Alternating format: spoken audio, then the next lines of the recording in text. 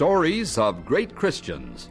From the Department of Broadcasting of the Moody Bible Institute, we're bringing you Chapter 20 of God's Ebony Scientist, the story of George Washington Carver.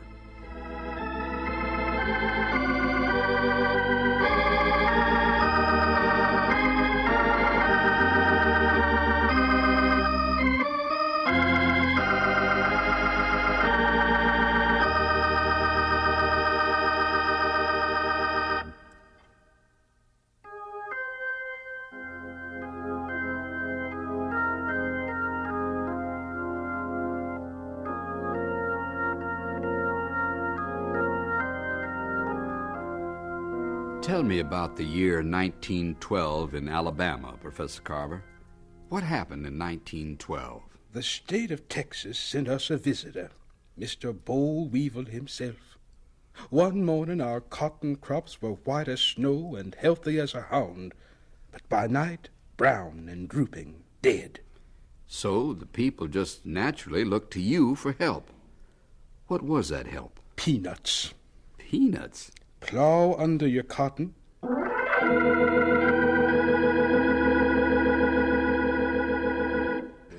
Plow it under.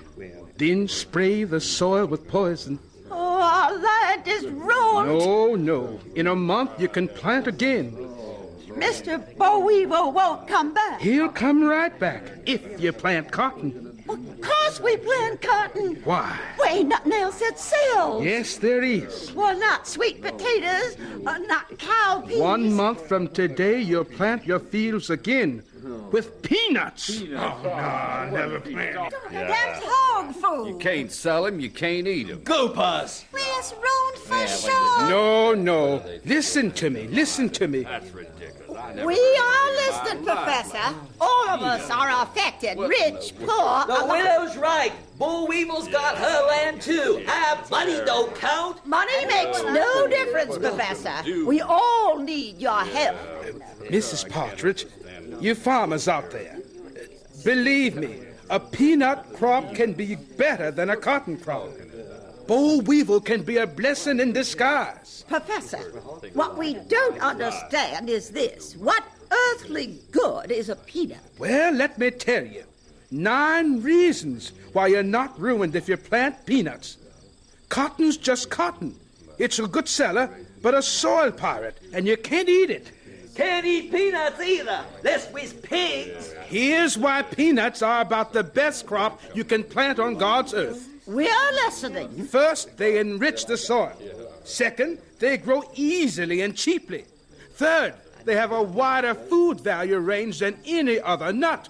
Peanuts? Food value? 4, right here in Macon County, you can grow 2 crops of Spanish peanuts every year. Well, that should be profitable. 5, pork fattened from peanuts is almost equal to famous red gravy hams. Well. 6, peanuts contain high percentages of oil of superior quality. Well, this is remarkable. A pound of peanuts contains more nutrients than a pound of sirloin steak. A pound of peanuts? And twice as many heat and energy-producing nutrients as steak. Professor, are you sure? How do you know? Research, Mrs. Partridge, research. For years I've been studying the peanut.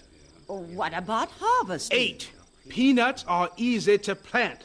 They're easier to harvest. You say they're edible. Now, can everyone eat them? 9, there is no other foodstuff that is so universally eaten in some form. Well, you've almost convinced me. Yes, they almost convinced me. Can we use the hay? It is as nourishing as any you've ever used before. Well, I always thought peanuts were for hogs and little children to chew on, but... No, ma'am. They are food, hay, soil enricher, medicine. Plant peanuts and they'll supply all your needs. Well, you convinced me. When you've supplied your own needs, then you can sell them. There'll be a market. I believe peanuts are the answer. I'll plow under my cotton today, and in a month, I'll instruct my men to plant goobers. Yeah, that's right.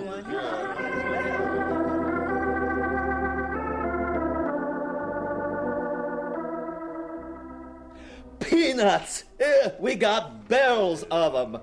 Like Professor said, easy to plant, easy to grow. Sure, peanuts all over the place. But what do we do with them? Well, don't fret over that. You can do almost anything with him. Professor wrote a bulletin telling how. Peanuts. Enough peanuts to choke a hog. And here it is. Guess today I'll try, peanut bread. Now let me see. Take 3 cups of shelled peanuts and...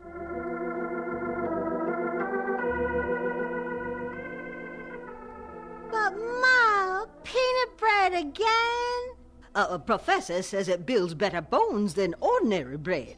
Oh, bones. Tastes like old peanut shells. Eat up. What's that? Peanuts. It's mock chicken. It's peanuts. What's for dessert? Ice cream. Ice cream. Peanut ice cream. No. Peanut ice cream. Oh, You hush up and eat. There's many a little girl and boy up north that would give anything to get peanuts like you can. All they have now is salted peanuts, and Professor says that you can't get enough of them.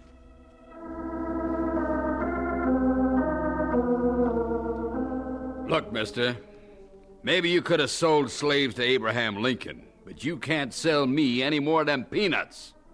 We get more salted peanuts in this city than 100 circuses could eat. Nobody wants them. Cook them.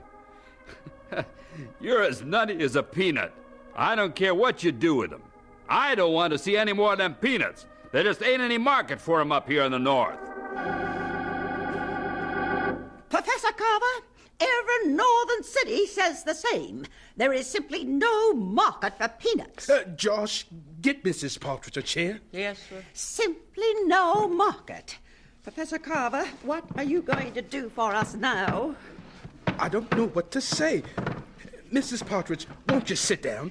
Josh! Here you are, Miss Partridge. I don't want to sit down.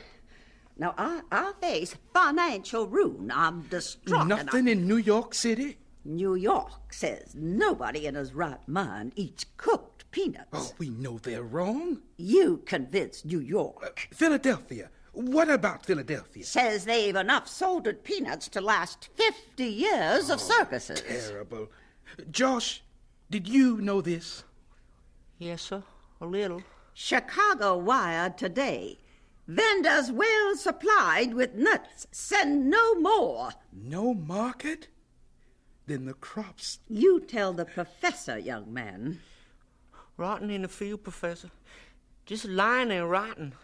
I seen them. People are calling you names, Professor Carver. Hard, mean names. I don't blame him. I don't blame him. It's just that everybody's upset. A man can eat just so many peanuts, then he has to start selling them. Have you tried peanut butter? Pittsburgh calls it a novelty spread. But they do eat it. All they eat, they import from the Orient. I know. I investigated. Oh, I've made a terrible mistake. You certainly have. You couldn't know, Professor. Nobody could. Them peanuts grew... And grew and grew and grew. Disaster. What are you going to do for us, Professor Carver? Mrs. Partridge, I'm going to get help. Help? We have to have help. Of course, but who? The government can't. No, not the government. There isn't a rich person left in the county. Professor Carver, Miss Partridge is right. Everybody lost just about everything they got. Our help will come directly from the one who owns the land and the fullness thereof. What's he talking about? I think he means... If you'll excuse me, Mrs. Partridge. Josh, you come with me. I don't understand this. Where are you going? Professor, you said that you were To my lab. That's God's little workshop. At a time like this? Professor, you said you'd get help. He will, ma'am. In my laboratory, I shall get help. Help from the Creator himself. He who created you, Mrs. Partridge, and me, and boll weevil, and cotton, and peanuts. From him we get help. Come along, Josh.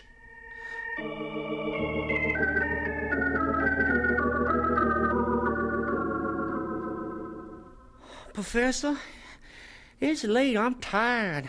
You gotta have all these things tonight? I must. After that, you can go, Josh. Aren't you tired, Professor? I can't afford to be. Now then. I got all the peanuts you wanted. 3 bushels of them. Out here by the door. Then drag them in. I want them close to this table, Josh.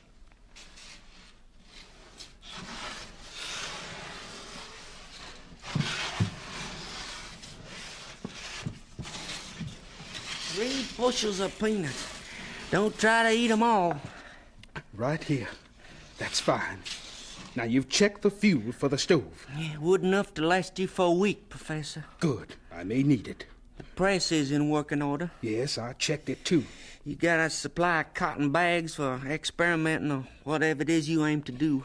Thanks. You seen my apron? Might have mistaken it for a flour sack. Here it is. Thanks. Here, tie it for me, Josh. Oh, yeah? Guards for my sleeves? On the table. Oh, yes. All set? Well, I think so. Uh-oh, one thing you forgot. Food. Oh, forget the food. Professor, if you aim to stay here long... Josh, I intend to stay in my lab until God gives me an answer. Well, then, you're gonna have to have food. And I'm not going to worry about feeding my body. I don't like this. Boxing yourself up all alone. Let me stay. No. I'd help. I just want one person with me in this experiment. God. Yeah, but... Better go now, Josh. Go on. No food, all alone. Goodbye, Josh. Don't like it at all. Goodbye, Professor.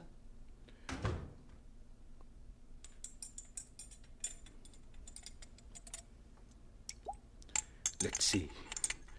I'll bring this bushel over a little closer. Okay.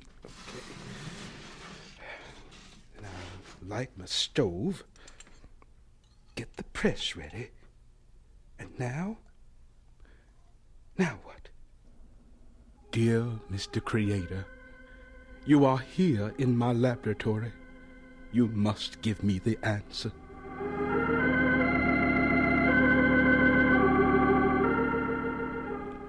Please tell me what the universe was made for. That's my question.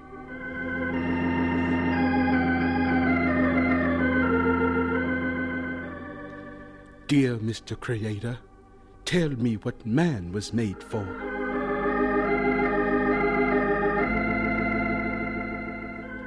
Please, Mr. Creator, tell me what the peanut was made for.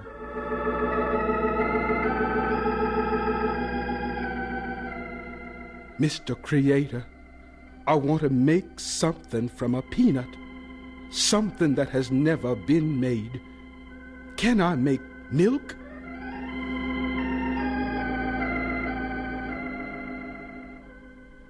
All right, George Washington Carver, listen to God. First, take the peanut apart, and then put it together.